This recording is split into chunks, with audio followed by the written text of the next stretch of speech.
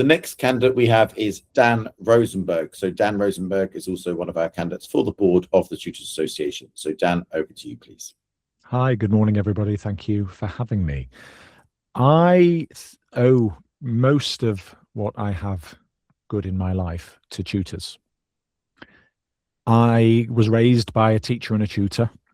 My dad, whilst we were growing up, would talk incessantly about how he wouldn't have got into his school and university of choice without one tutor in particular. I owe my career to another tutor because, yes, I work in the tutoring world, but I never expected or wanted to be a tutor or work in tutoring. But I helped my younger brother set up a tutoring business when he was a one-man band tutor. And now it is all I do, all I live and breathe is tutoring. My background is quite convoluted. I have a background in biomedical sciences, accountancy, podcast and audiobook narration, and sustainable manufacturing. And many of those things were very successful, but I dumped it all to run a tutoring business with my younger brother. And it's been the best decision I ever made, mainly because as someone who enjoys seeing a positive trajectory, I get to shape the futures of young people in a way that they're just not getting from publicly funded institutions. Whether or not that was the case or should or could be the case, they're just not. I think it's something we can all agree upon, is that the education sector here in the UK isn't doing what we want it to do. Now, does that mean that tutoring should just be the thing that solves that? I don't necessarily think so. I think we are a safety net for many children and many families who require an adaptive approach to their learning journey.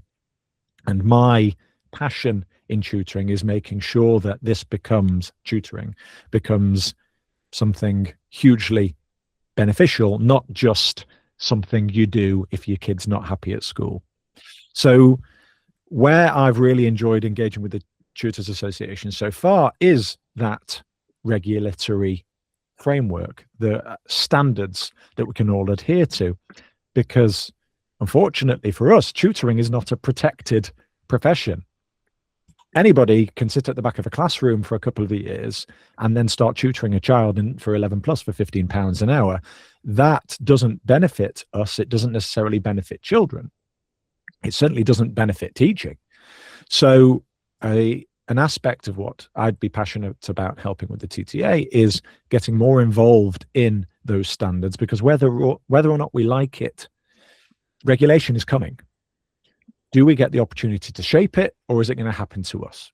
Now, a huge aspect of my background is dealing with regulatory bodies, whether it was in engineering, whether it's in architecture, and now within education.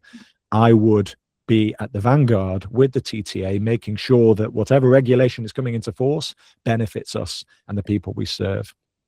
A huge aspect of what I do within tutoring is championing skills building. We are not exam passing helpers. We are skills building helpers. And we help children at all ages, through all subjects, build skills for life beyond their formal education. And as a byproduct, they can do very well at exams, but for that desired outcome of navigating the world more freely as autonomous adults. So if you vote for me and put me on the board of the TTA, you won't just have somebody who knows a lot about building tutoring businesses. You'll have somebody who is a huge voice for the tutoring sector in a world where things are becoming more and more uncertain. Thank you very much.